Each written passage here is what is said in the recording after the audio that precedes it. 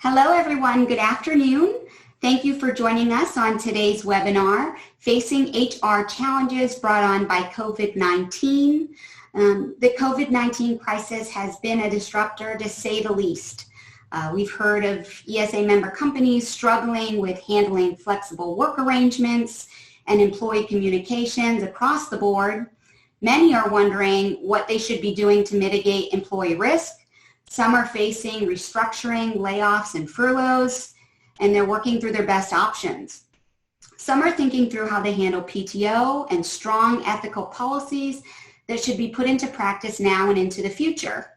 And almost all that we've heard from are getting plans in place to move operations back to full capacity with state reopenings.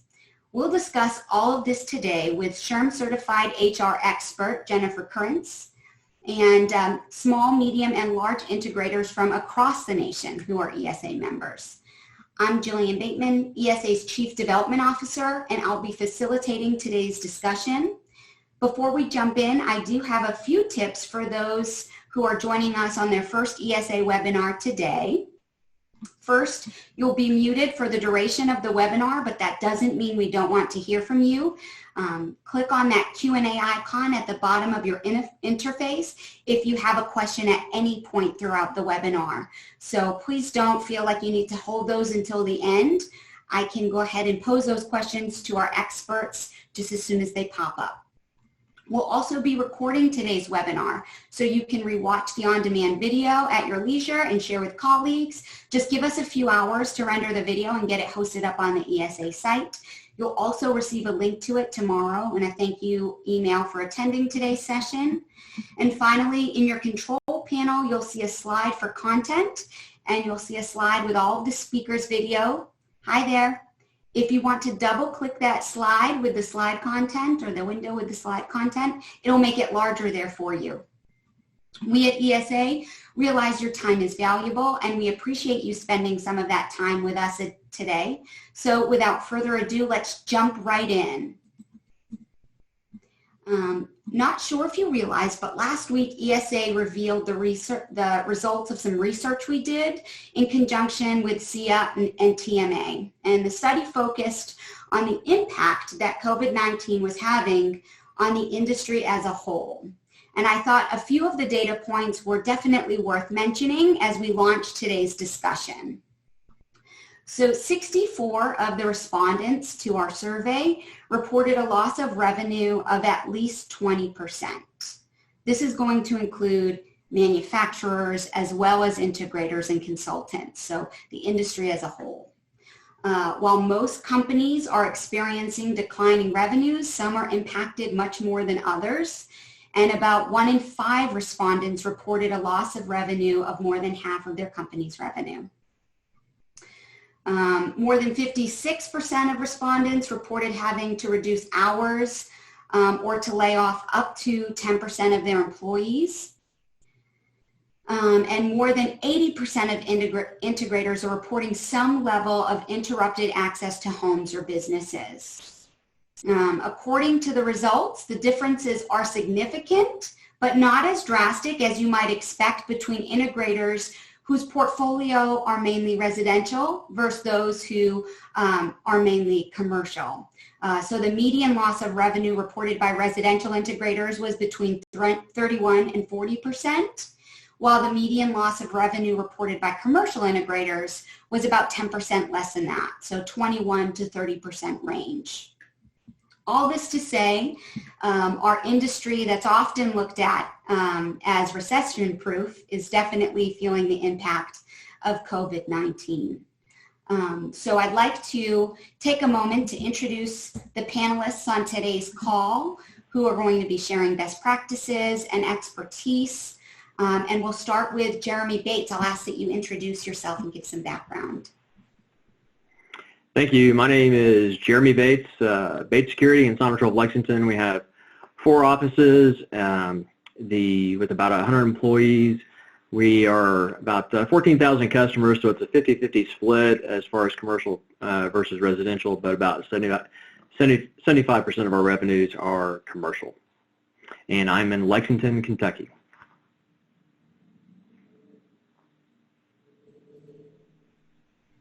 Deanne, you're muted. Okay, the joke was I told her she had to remind me if I was muted. All right, my name is Deanne Harn, and I'm with RFI Enterprises. We're on the West Coast. We're in Washington, Nevada, and California. That's where our corporate office is. We are about 180 employees, and we are primarily commercial. We've been around for about 41 years. I am the second generation owner. I'm also an ESA vice president, and I'm also SHRM certified, so from the HR side of things. All right, I guess my turn. Hello, everyone. I'm Scott Hightower, Verified Security. We are based in Atlanta. We are really a commercial integrator security company, and so 95% or more of our customers and revenues are commercial in different verticals. We operate throughout the Southeast. We're a small company, so been doing this for about 13, 14 years. We started the company, and before that, I worked for a big national telecommunications company, but have been in the security industry the last 13, 14 years and have really enjoyed it. And lastly, I am Jennifer Currence. I am certified through the Society for Human Resource Management in HR as well as a coach. And I've been in HR for about 25 years. I am an instructor for SHRM. I am an instructor at the University of Tampa. I have 3 books that I've published, and I own the newly rebranded Within Leadership. So I'm no longer on core management, but I deliver leadership development training to growing organizations. Thank you, everyone. You might recognize Jennifer from the Leadership Summit stage last year, who helped with some HR issues that we were exploring. So let's dive right in. The first question we're fielding: what are my legal obligations as an employer if I find that an employee tests positive for coronavirus? So let's pose this question first to Jennifer and then open it up to the group. Great, thanks. If you can go ahead into the next slide, Jillian, so we can share, people can follow along as I'm talking. Oh, backwards one. There we go. We're talking about some sick employees. So here's the thing. If an employee tests positive, you can't ask. You cannot ask if they have tested positive, because the American with Disabilities Act prohibits employers from understanding or asking any personal health information. So instead, if somebody comes to you and says, hey, I've tested positive, what you can do, instead of saying, hey, Sally tested positive for coronavirus, instead you can go to the other employees and just let them know you might have a possible exposure from coronavirus that's occurred in the workplace. And then you are allowed to require that the sick employee, any sick employee showing signs of respiratory illness, whether or not they've been tested, you are allowed to require them to leave the workplace and return when they are symptom-free. You cannot say, go get tested, but you can have them leave the workplace. And after they leave, you are allowed to require a doctor's note to return to work. So just make sure, and you'll hear me say this several times over the course of this next hour, whatever process you put in place, make sure you practice it consistently throughout your organization, or at least throughout the same level of people or the same group of people. So again, just remember that the ADA prohibits employers asking about any types of specific illnesses, but under these specific circumstances that we're dealing with right now, OSHA, I think it's OSHA that covers this, has allowed us to take temperatures of employees. So we can do that. And then one of the things that that we've had is we actually have had somebody test positive. So right back from the very get-go when everything started, and in California we had our initial shelter in place on March 16th, we scrambled about and kind of put things in place to figure out what we could do and what we couldn't do. So we had an infectious disease policy that we took, we worked with the OSHA guidelines, and put together an infectious disease policy. And part of what prompted us to do that is we needed to get back on some job sites. And in order to get back on job sites, we had to have a policy in place. So we put the policy, got that done basically over a weekend, and then had that. And it includes the social distancing, you know, all the things you hear on the news, social distancing, proper hygiene, the proper use of the PPE. So that we put out to all of our employees, and we asked all of our employees to acknowledge it through our ADP system. We also put up postings in every office, you know, here's the symptoms, here's, you know, ask yourself these questions, so forth. We had one person, and the other thing we did too is we didn't allow any people to ride double in a vehicle, and we just continued to, everything they were hearing on the news at home, they were hearing at work. So we just continued the same mantra. We were running skeleton crews in the majority of all the offices, and we asked people to work remote if possible. So that was really how we went about trying to protect ourselves from everything. The employee that tested positive was working in a more of a medical facility, and this didn't happen until after we had taken all these precautions in the beginning, and that diagnosis didn't happen until mid-April. And once we found out, it was very quickly the employee let us know that they were self-quarantining, that they had been tested positive. We immediately did the contact tracing through our own, you know, access system, as well as at the job sites that he was working at, and was able to establish who he was in contact with. Now, because we had been practicing the social distancing, we had masks, we had a lot of those, there wasn't anybody that he was really in contact with closely, because we had already been using those guidelines. So the good thing is we informed all employees, just as Jennifer had stated, you know, that they were possibly, you know, exposed, and we asked them to monitor their symptoms and take their temperature twice a day. There was a real conflict at this time whether we should ask those people to quarantine, because quite honestly that would really impact business a lot if everybody that employee came in contact with had to quarantine. And we basically just went down, checked your symptoms, take your temperature. One of the employees went to their doctor, asked the same question. The doctor said the same thing. So we were following all the proper guidelines there. I'm happy to report that employees back working. You know, everything's good. Nobody else contracted it, which was really good. So we did have that experience with it, which was a little nerve-wracking. It's one of those things where you're seeing this in the news, you say this isn't going to happen to me, but more and more you're hearing these stories of people you know that have, you know, either gotten the virus or know somebody that's gotten the virus. So thank you for sharing that, because as we continue on, and perhaps this fall, we may all end up knowing more people that have been contracted with the virus. So. Our next question, what are the salary and wage obligations I have if I decide to temporarily close my business? And what are the differences between layoffs and furloughs? How do I decide on the best option? So Jennifer, we'll field this one to you. Okay, well, the bottom line is that you must pay employees for time worked. So if you need to do a reduction in force or terminate some employees, then for whatever time they've worked, you have to pay them, right? That's pretty standard. Now, it depends on your state. State laws change and how quickly you have to pay them. Some you have to do immediately at the time of termination on that very day. I think California is one of those states. And then others can just wait until the next pay period. So check your state laws to see what that looks like. Now, per the Fair Labor Standards Act, exempt employees must receive a week's pay for any time worked during that week. So it sounds like, wait, what? If I work on Monday, then I have to receive a week's pay. So per FLSA, even if if you pay them via PTO, paid time off, then they have to receive payment if they work 1 week.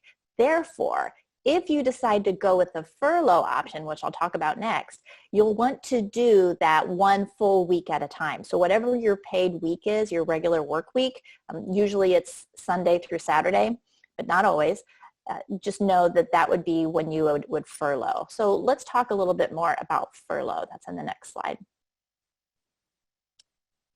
So the difference between furlough, layoff, and a RIF. A RIF, or reduction in force, is a permanent separation from the company. So that's when, thanks for your service, we no longer need you, goodbye. A layoff is a temporary service separation from the company. Now, a lot of times we use the term layoff to interchangeably with RIF. We use them as the same thing, but technically it's really different. A layoff technically is when we have a temporary separation, but we want you to come back to the company at a later time as soon as we can bring you back. Now, a layoff and furlough are both eligible for unemployment. So I have some things to think about for that, and some of you I know have already experienced this, but furlough options are temporary. So that is when you have employees here that are just working fewer hours. So that could look like something like 4 days instead of 5. Again, that's for non-exempt employees only, because for an exempt employee, that means somebody who's exempt from overtime, so those usually salaried employees, they work 1 day, you have to pay them for the whole week. Right? So another option might be if you have 1 or 2 weeks off unpaid, so you might require everybody in the company to take 1 week off or 2 weeks off unpaid as a way to recoup some of that revenue. Or you can also require them to take PTO, 1 week of PTO. And so I know some of you have probably worked with that. Whatever you decide to do, be consistent, whether it's consistency for the non-exempt, consistency for the exempt, or consistency for the whole company, right? Why do I keep saying be consistent? Because if you're not consistent with everyone, it has 2 major effects, probably several others, but just off the top of my head, you could put yourself into a discrimination place, which you want to avoid at all costs. Well, they got to take a week off, but I had to take it unpaid, right? So you just be sure you're consistent with whatever you choose. And then the second thing is just your employer brand. Like, who do you want to be? Who do you want to be seen as? Do you want to be seen as the employer that's making decisions just solely based on revenue, or the employer who's making decisions based on the business and the revenue of the business, and based on the wellness of the employees? Because employees want to feel cared about, right?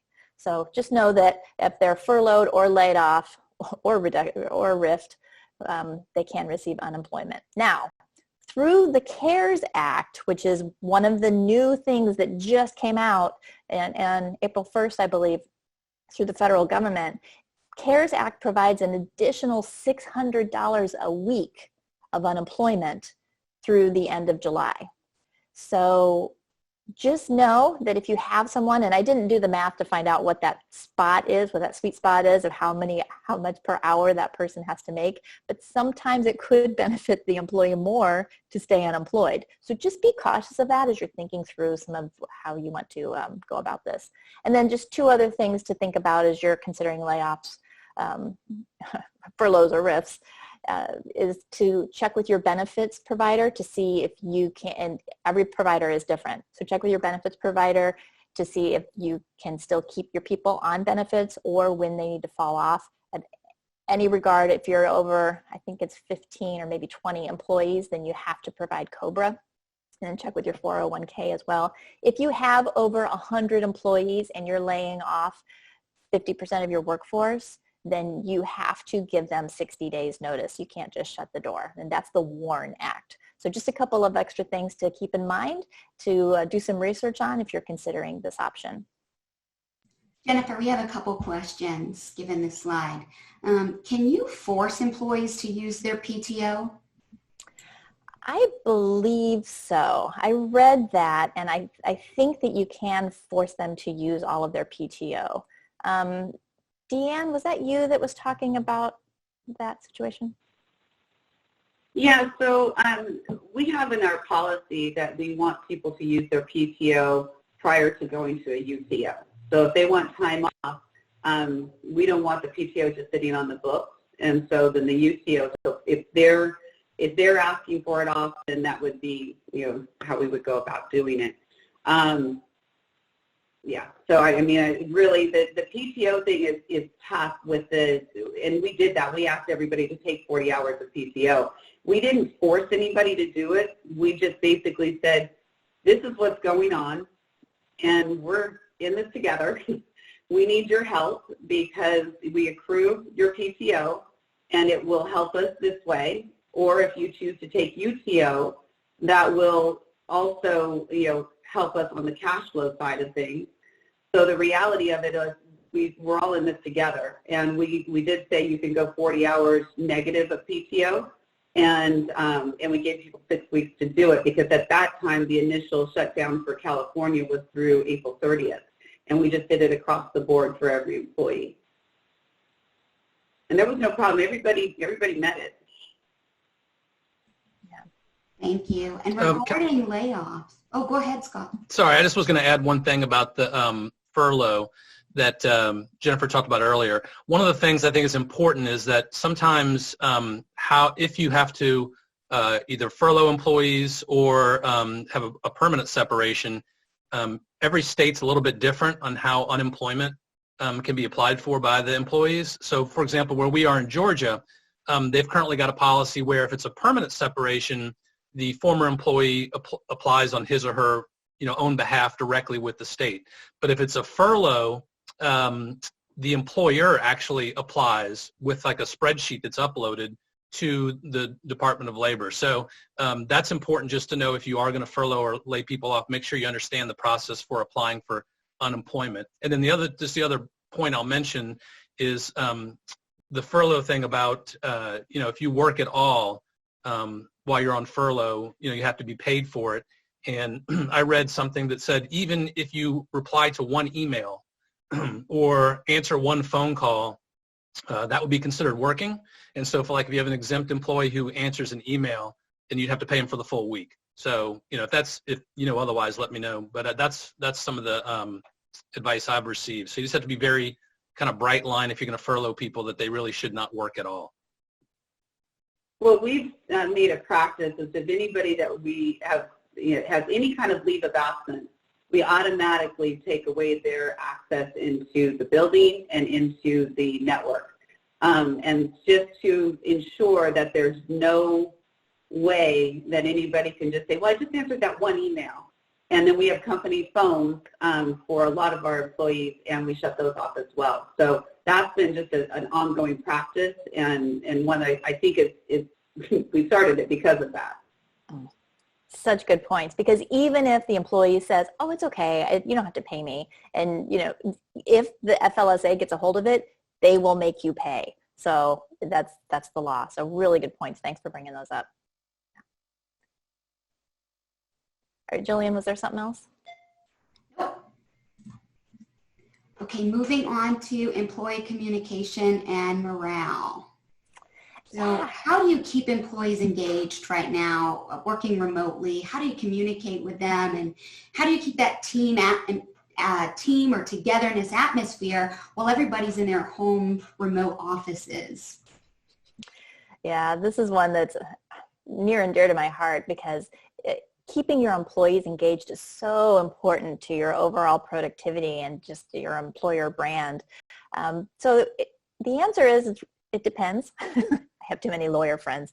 It depends, but it really does depend on your culture. Here are some suggestions, and I'm going to pitch it over to the panel and see if there's anything else that they have done that might give you some ideas. But number one is the times right now are so uncertain that people are just looking for some sort of schedule, routine, some sort of normalcy. So continue your regular meeting routine. If you have meetings every Monday at 9 o'clock, continue your regular meetings every Monday at 9 o'clock.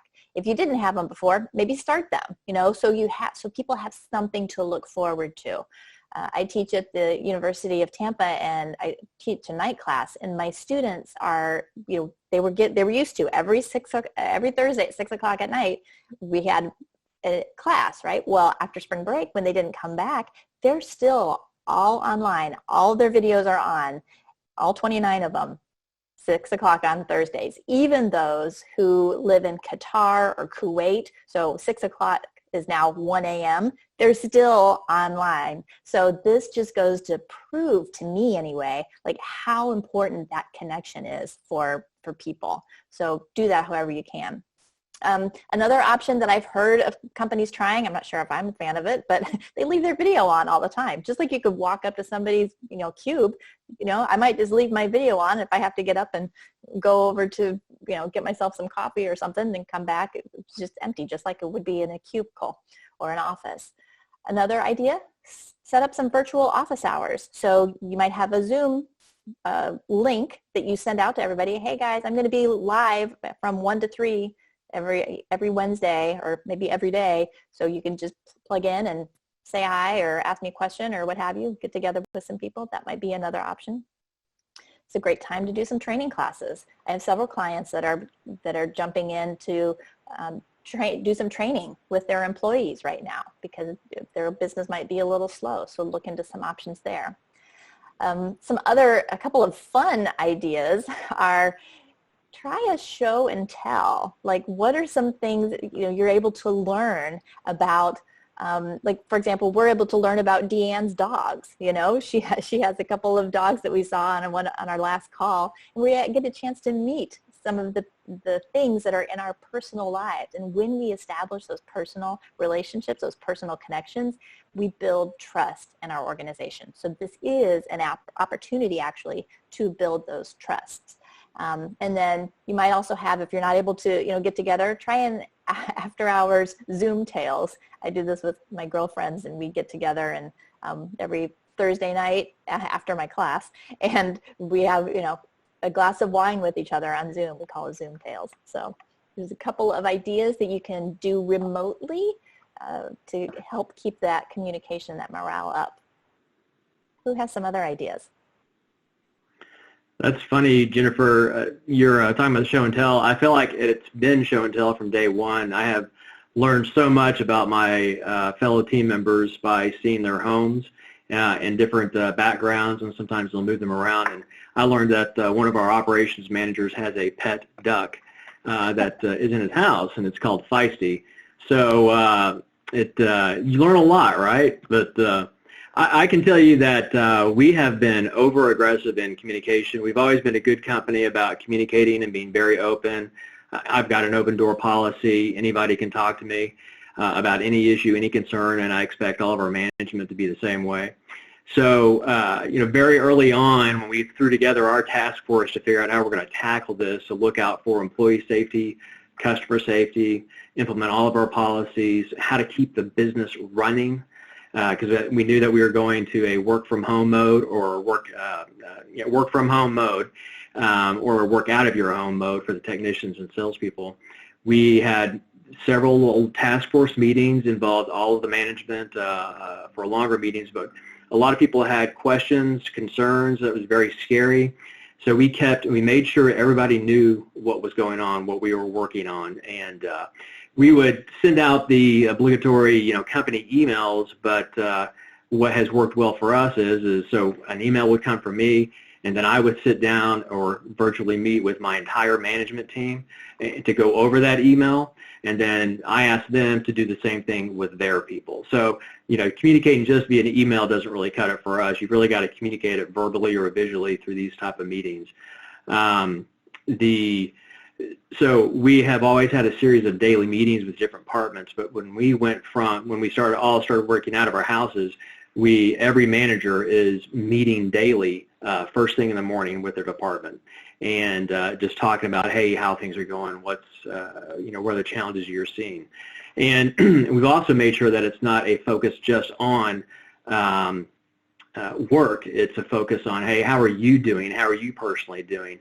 Some of my team members have been stressed. They live by themselves, and I'm fortunate I've got somebody at home, but there's a lot of people that don't. And so it's been nice to really talk to them, and I've let them, anytime that I have one of these calls one-on-one with somebody, we encourage all of our managers to do this, to check out with their team members. I ask, hey, how are you doing? And we talk about it, and I said, you always feel free to give me a call, and we can talk about anything. But I also want to say, hey, how are we doing for you? So we have gone out of our way, very conscious of, again, this is a very scary time. Don't know what's going on. Thing that we common refrain for us is we don't know what we don't know about this coronavirus and all the things going on. So we have been very conscious of making sure that they felt comfortable with the things that we were doing, and if they had any questions, we made it very clear that if they felt uncomfortable, now or in the future, to raise their hand, to speak up about it, and we'll address it either as a group or individually as necessary. So that's really helped, and so whenever I have talked to anybody, they've always been very thankful. A lot of our technicians will tell me that you'd be amazed at how Company X doesn't do anything. Or I have fellow employees say, hey, their husband or their wife, their workplace isn't doing anything, isn't taking anything seriously. We really, really appreciate it.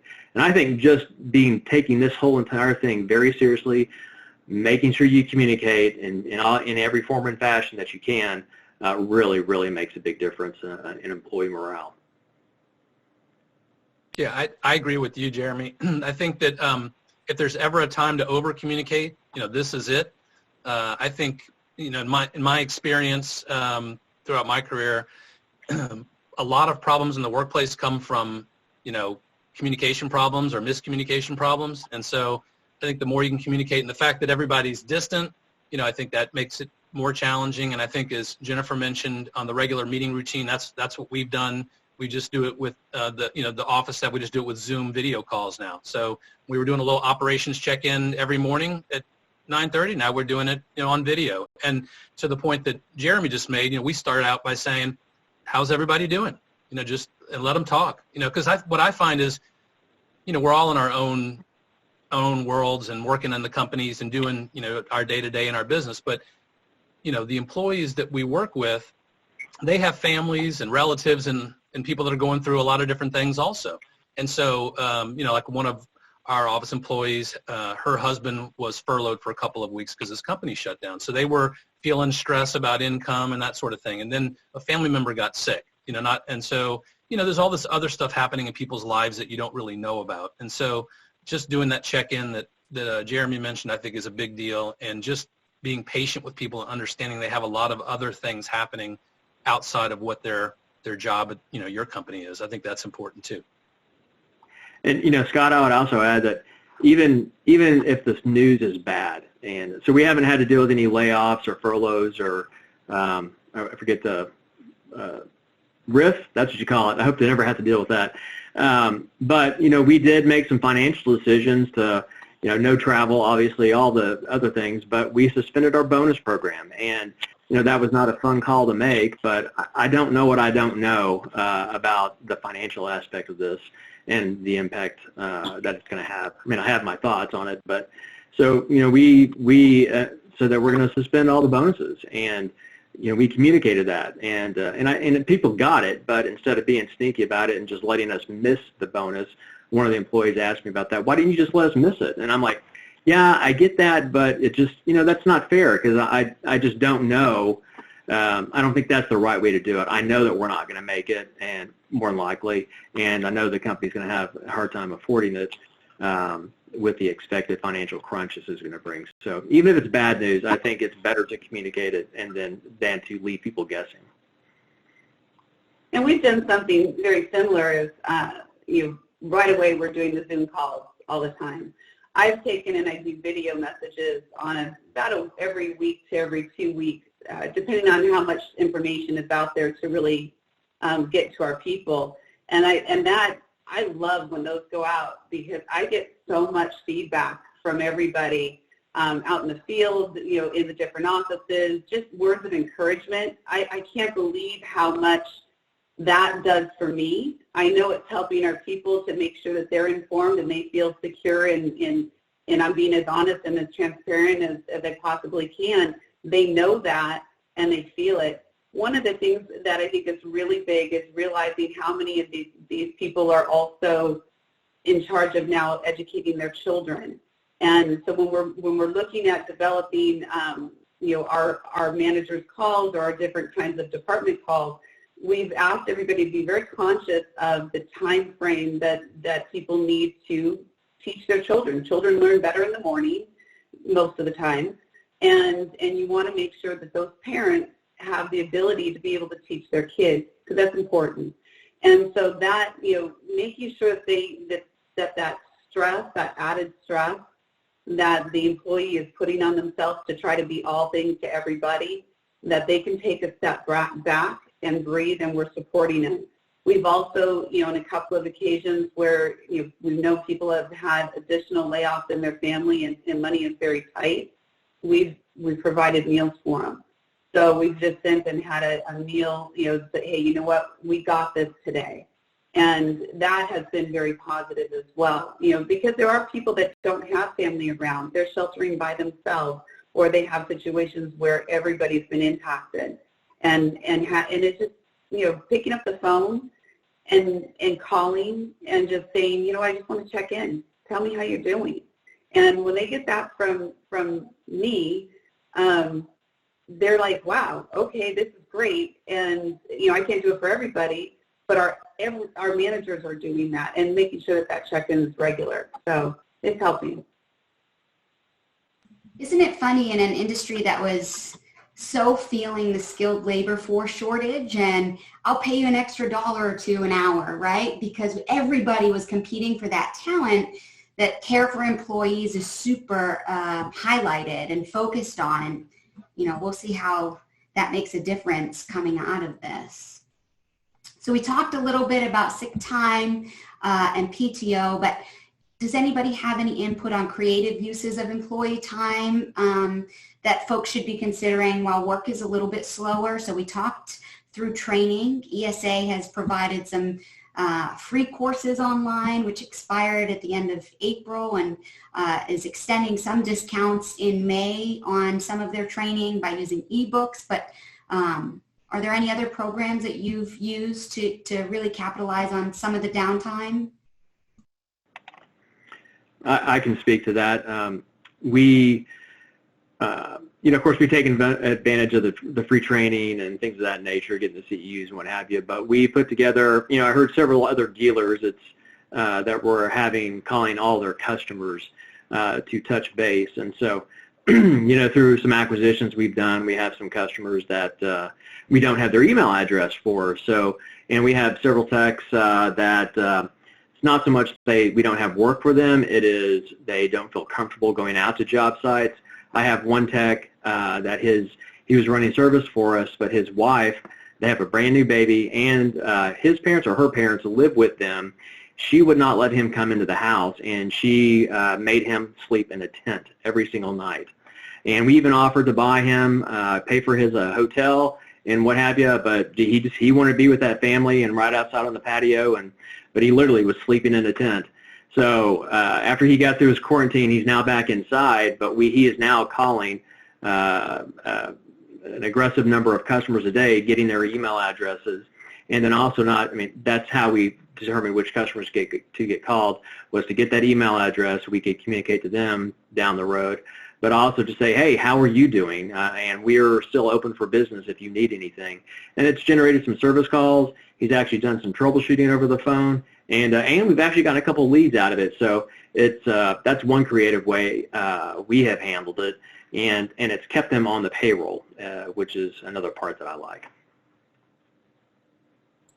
And inside the house. In his case, yes. We've done a couple of things, the normal training, so forth, cleaning up, the facilities, in each of our offices, making sure that, everything is pristine, and also the paperwork, going back through, making sure your contracts, kind of going back and taking your time to, dot your I's, cross your T's on everything that needs to happen in a business, keeping people on the payroll, working and feeling functional. The other thing, though, is we're doing so much utilizing not the new technology, because it's been out there for a while, but the technology that we're using more of, such as Zoom. I wish I had stock in Zoom. If I would have seen this coming. But it's such a nice tool to be able to use. And the reality is, I find that at the different levels of employees and their use and their comfort level of utilizing these tools, how comfortable are they of, now I've got Zoom on my phone And now you need to call me on a Zoom meeting and set it up, just like I'm going to want you to do that with a customer. How do you share your screen? How do you practice? What are the apps that we have available that you know how to use or don't know how to use? So taking the time to go through, and we've done this not just on the sales side of it, with the sales group, which they're doing like a lot of role playing and things like that, but they're also finding that the more they're getting the opportunity to use something that they had available to them all along, the comfort level is rising, their confidence is rising, and I think we're going to see a home run as we start to open things up. The other creative thing that we've done that we're now experiencing right now that I'm very excited about is we're getting our building in San Jose painted. And we butt up right next to the freeway or the highway. Right there, we've got a billboard, and it needed to be painted for 15 years. It was bad. And right now it is all painted. The wording is going to get put on hopefully this week or the next weekend. But that's something where I needed people working. I found out one of the guys had a past in as a painter, and it's like, would you do this?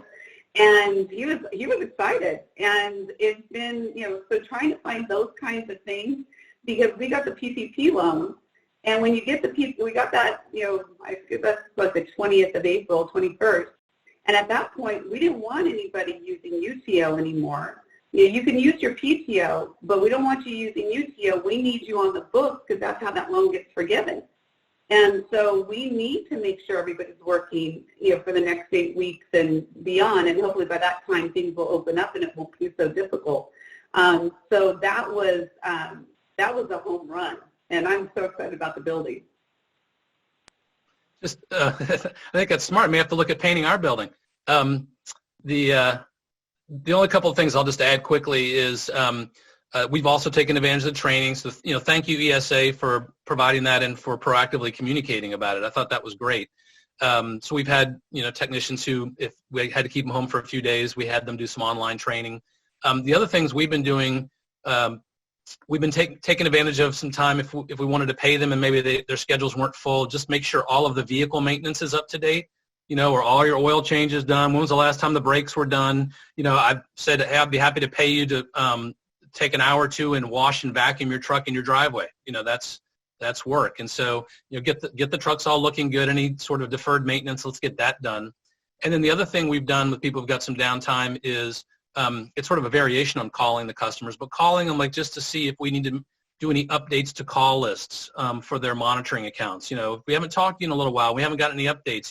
Has any of your employees left or changed or, and it's a great way just to touch base. You're not trying to sell them anything, but just to kind of check in with them. So we've had some people doing that as well. Great points. And Rich, thanks for sending a comment in about now being a good time to get certified. So whether that be NICET or ESA certifications, definitely good to show employees that you're investing in their careers. Jennifer, did you have anything additional to add about sick time? No, really the main thing is just follow your regular policy, whatever that is. Make sure you check with your states because some states have a required sick time leave that's separate from PTO leave. So whatever your regular policy is, you want to keep it.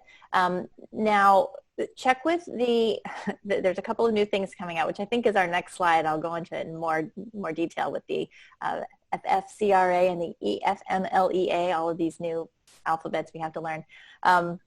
But I did look up as we were talking about are we able to require them to take PTO? So the short answer is yes. Employers may require the use of vacation or paid time off and restrict its use when there are no legal requirements such as state or local laws. Now, however, there is something we do need to take note of with employees who are taking leave covered by the Families First Coronavirus Relief Act, the FFCRA, due to COVID-19 may not be required to use existing paid off before they use the emergency paid sick time that's provided under the law. So after that, I think it's 2 weeks is up, then you can require them to take the PTO. But if you have any further questions about that, I provided Jillian with some links and some documents that she will make available to everyone that has more details about the FFCRA very specifically. So let's learn a little bit more about the FFCRA, shall we? It's so much fun. So here's some just really brief notes because, with any law, there's a lot of little parts to it. But some of the most poignant for you all is it's valid until the end of the year, unless, of course, we have to extend it. You must post the poster, and I have included that in the forms for you.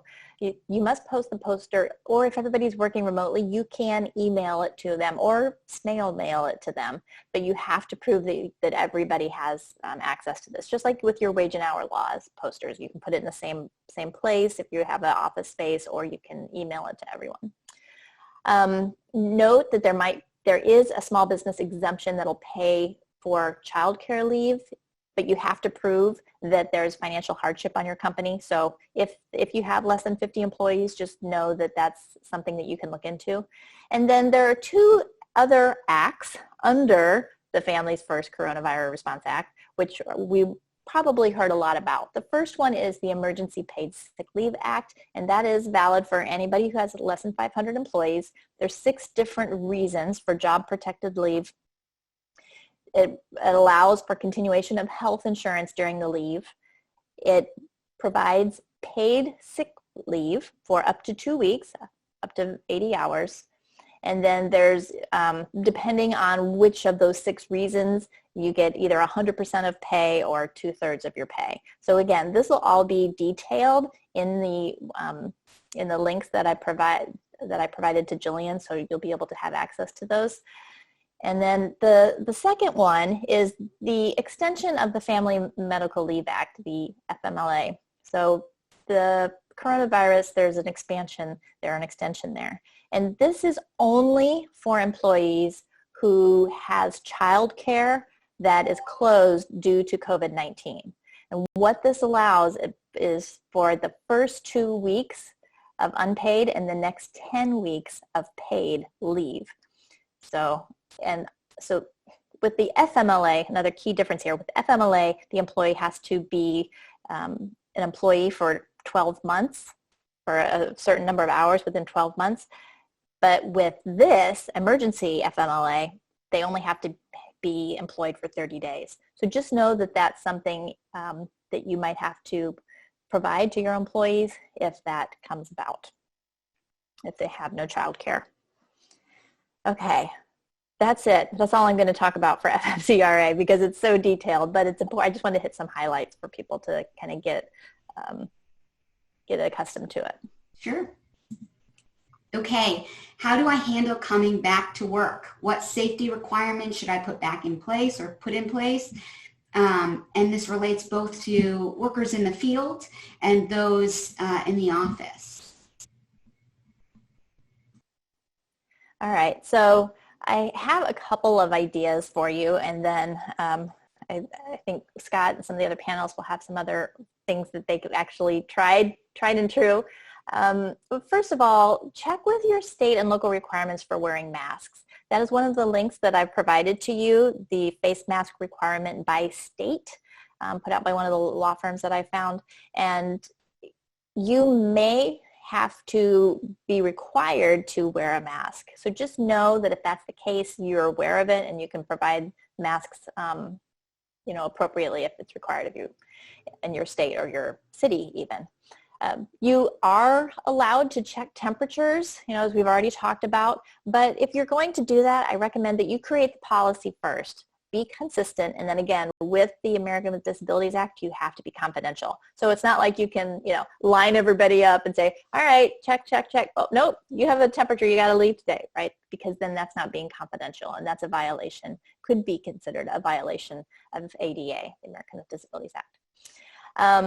And one of my clients actually has hired an additional cleaning staff. All they do all day long is they walk around and they wipe down door handles and high touch areas. So they just walk around the building wiping stuff down all day, every day. And they have not had any cases of coronavirus yet. It's an office of it's production manufacturing facility of about 175 employees. So that's working. It might be something that you want to consider as what your office cleaning policies are as you're returning to work. This would be, in the office. And then if you have people out in the field, what kind of rules are you going to have for them too? Are you going to require them to wear face masks in the office? Are you going to require them to take off their shoes before they come in? Like, some might work for you, some might not, but just consider what all of those options are. And I'll hand it over to Scott. Yeah, so, as I mentioned earlier, we're in Atlanta, in Georgia, one of the early states that's kind of been reopening.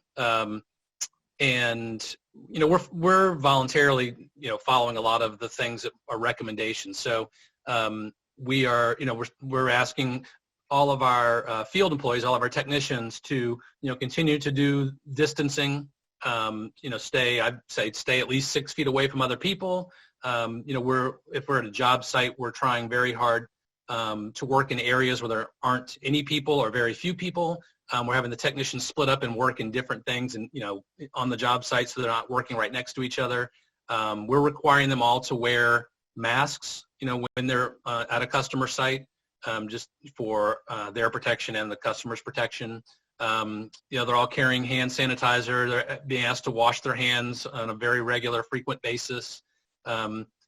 Report any illness, asking them to, they're not coming into the office, so that we're not taking their temperature, but we're asking them to take their temperature regularly just to make sure that it's good. And then, it's just a lot of communication with our customers too. A lot of them have policies now. They're maybe asking us to sign waivers. They're maybe asking us to follow very specific rules when coming to their sites. We had a couple of weeks when kind of Georgia was shut down where some of our customers said, stop the projects or don't come to the site, But we had some who actually wanted to reconfigure their security. So we do a lot of access control work. And so it's like, well, employees used to come in these 4 different entrances. Now they're only going to come in one entrance, so we need your help in reconfiguring that, ASAP. And so that's the big thing. And then we made the decision early on to send our office employees home, have them work from home. These days with all we've got a cloud-based phone system. So with all the remote tools and video and, cloud services and the way we run our business, we can all work from anywhere pretty much. So we really haven't had a contingency at the office. I personally have a wife who's working from home and 3 teenagers who are homeschooling. So I've been coming to the office to do a little of my own social distancing and of course collect the checks when the mail arrives every day. That's the fun part. But yeah, we're just taking all the precautions and then telling employees, look, if you have a concern about a job site, if you are worried about working somewhere, let us know. Let's talk about it. Let's figure out a way to make sure it's safe. But get back to that communication thing we talked about earlier. It's, this is the time to over-communicate and make sure that everyone is as comfortable as they can be. Yeah, I would just add that, we were, when we were figuring out what we were going to do about this pandemic, we were very deliberate, thoughtful, methodical in our approach. And so now we're going to be able to they're going to start allowing us into the offices. And so we're going to be just as methodical and thinking this through to make sure that we are going about it the right way. And we're going to take a go slow approach. We're running the company fine as is. I came in today because I have better internet here than at home for this webinar. I didn't want to make Jillian mad if I had bad internet. But so we're going to allow our managers to start working from the office, those that want. I have a few that have concerns for high risk reasons. We're not going to force anybody to come back into the office. It's all about what their comfort level is. And I also have a couple employees that I'm aware of that I think are going to want to work from home permanently. They feel they're more effective at home.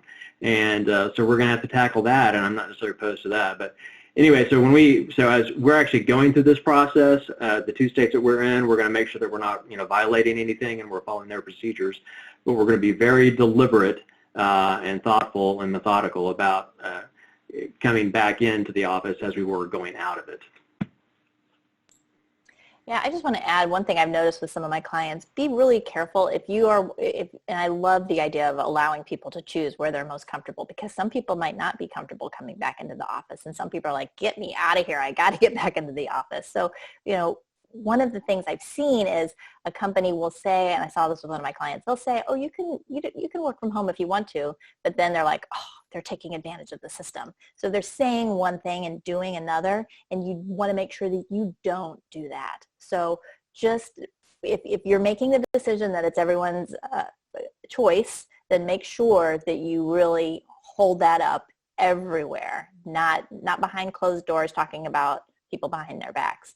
So I just mentioned that because I saw one of my clients doing that, and I'm like, hold on, isn't it their choice? Didn't you say it was their choice? And they're like, well, yeah. So what's the problem? Just be conscious of that. And from the safety side of things, what we're in the process of doing and have been doing is in every one of our vehicles, we now have, instead of just a first aid kit, we have a PPE kit. So that has, all of the different levels of masks, depending on where they're working. A lot of the OSHA guidelines are specific to the type of work that you're doing. Again, customers might have certain restrictions. You might need that, KN95 or the N95 or just a regular L1 cloth mask.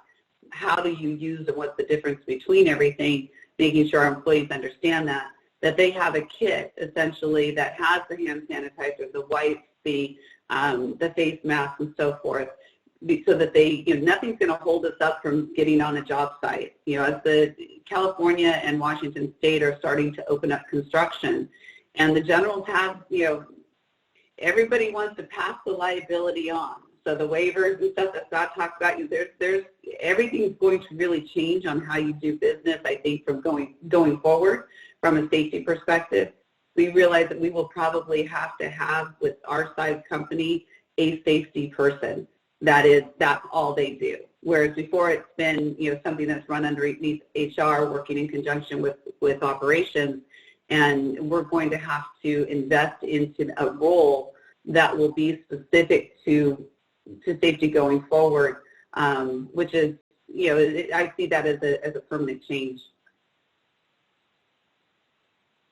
And with social distancing and additional measures in place for keeping people safe, I have to think it's impacting the timelines to get jobs done, or will. So rethinking that. And that kind of leads into long-term decisions for the new normal. So what should we be putting into place? Dan, you talked about having a safety person moving forward. Jennifer, what are the other things that we're going to need to think of for this new normal? Yeah, so just mostly think about who you want to be at the end of this. What kind of legacy are you leaving? And if you can switch over to the next slide, I think I made some notes there, didn't I? Yeah, okay, I did. This is your employer brand. This is what people are going to be talking about. And Jeremy touched on that people are saying, wow, my spouse's company aren't doing anything, but you guys are so good to us. Thank you so much. In balance, I mentioned this earlier, balance your company's financial health with your employee health and what you're going to be able to, how people are going to remember you through this. If you aren't quite sure what to do, that's okay. Engage your employees for ideas. I think Deanne was talking about that earlier. Ask them for thoughts and what do you think we can do to get over this hump, and crowdsource through in that way. And as you've heard people talking about this, throughout, just be transparent with communication, like Scott was mentioning. Just really make sure now is the time to over communicate for anything. Just be transparent. If you don't know the answer, say, I don't know the answer to that, but let's figure it out together. And those are the kind of things that as you're making decisions, think about what's the long-term effect of this. And that's how we can come out of this all winning.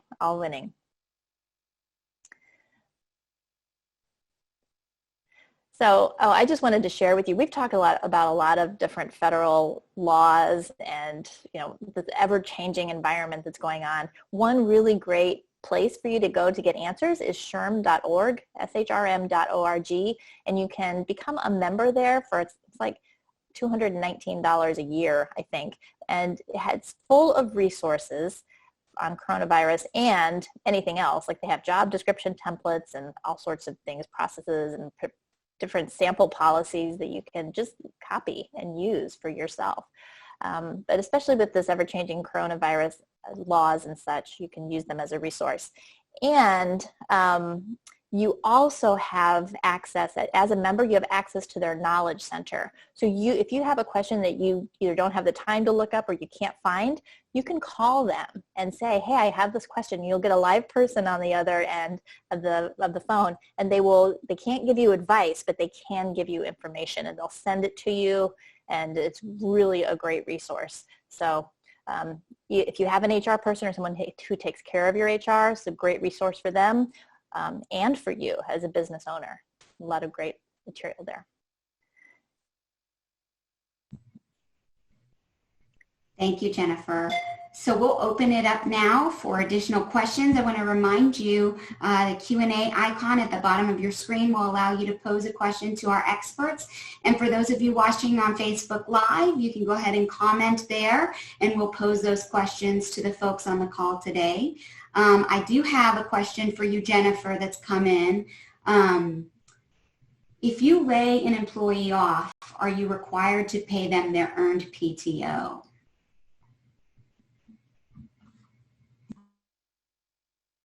Sorry, it depends on the state. So some states you have to, and some states you don't have to. I think if they've earned it, then you should pay it off. But again, it depends. Legally, it depends on the state.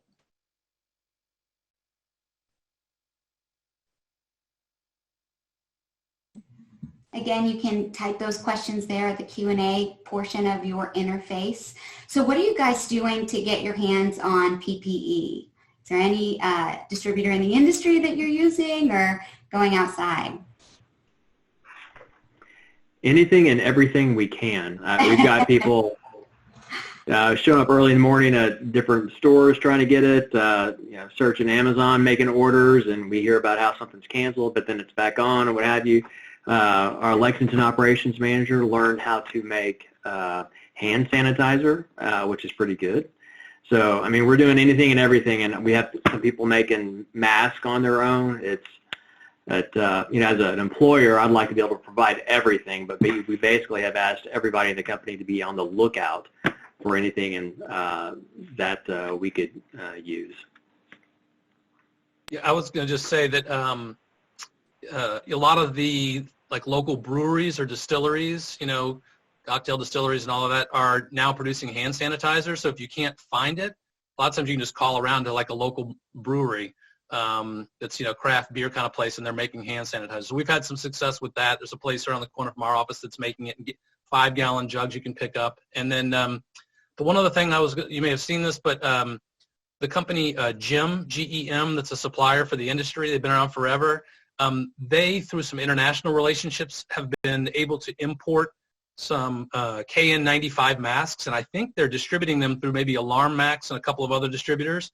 So I've seen a few emails. If you can't find masks, you might want to check with some of our industry distributors. They may have access to masks that you can purchase. And Deanne found somebody who is a painter. Maybe you have someone on your staff who has a sewing machine and can make some masks for you guys, for the entire staff. So that might be another creative way to use downtime. And those K95 or N95 masks, those are the hardest ones to get that you need to be able to work on certain kinds of job sites. And we were able to work with our insurance broker, and they were able to source them for us early on. So we bought 10,000 masks because we do so much in that industry that we need that kind of a protection. The other thing that the difference between a PPE and just a regular face mask, just a cloth that covers, that's going to protect the respiratory from somebody else, those droplets from hitting somebody else. That's one thing. So we provided something for everybody, a cloth that says RFI on it, it's a cloth one. And then we have some disposables, but we're not just readily handing those out because we need those to go onto job sites and so forth. People coming into the office, even though it's a skeleton crew, we've given them some, but then they can bring in their others. And trying to find something that can be washed and easily handled that way has been the best thing for us. Sure. So any last remarks here on how this is going to impact just your day-to-day moving forward from here on out? Well, for us, as things are starting to open up a little bit, it's really, there's a lot of confusion on the requirements with masks and so forth, as we were talking about that. We're putting policies in place and trying to have something very, very general that will keep our employees safe and also abide by whatever the customers are requiring for us. You know, it's trying to stay positive. You know, again, keeping the morale up. This is an opportunity to grow, and that's what we're trying to use that as individually and as a company. You know, I'd say for us, it's we've got a great team of people, and we don't have any issues with attitude or can-do attitude. It's you know, we're just trying to. This is a new wrinkle on how we're going about our business, so we're going to have to figure it out. We know that we're going to be successful. We're going to have the attitude that we have to be successful. Somebody has to be successful in the security industry and in our markets. It might as well be us. And that's the attitude we took in the last recession. This thing's a little bit different, but that is the attitude we're going to take. But in this case, we're also going to make sure that we're doing it in a safe way. We're doing things safely and respectfully with our employees, with our customers, and continue to do and deliver a good service for our customers. Yeah, and I just echo the comments. And you know, I think one of the things I've taken out of this is that, well, I mean, one, I think this is going to be with us for a while. You know, hopefully they'll find a cure, vaccine, you know, all the things we're hoping for. But I think we're going to be dealing with it for a while. So it is going to be kind of the new normal. And I think it's the things we talked about, just making sure to really over-communicate. And I think the other thing I've learned in all this is flexibility, is that we really just have to be flexible and patient, because it's not going to be an easy silver bullet quick fix. We're going to have to figure it out as we go. And I think that's the key, is be flexible and understanding and patient. Absolutely. So I want to thank all of you for your time here with us today. Thank you, Jennifer, for the resources. She's done a great job of digging out the information that will be most helpful to you. And so we'll make sure that those links get provided to you in your thank you email tomorrow for attending today. And we'll also have them up on esaweb.org. I want to thank you for spending time with us today. I know you're busy. And again, the webinar was being recorded and will be available to you both on the website and will be emailed to you tomorrow. So with that, thank you everybody, and I hope you have a great day.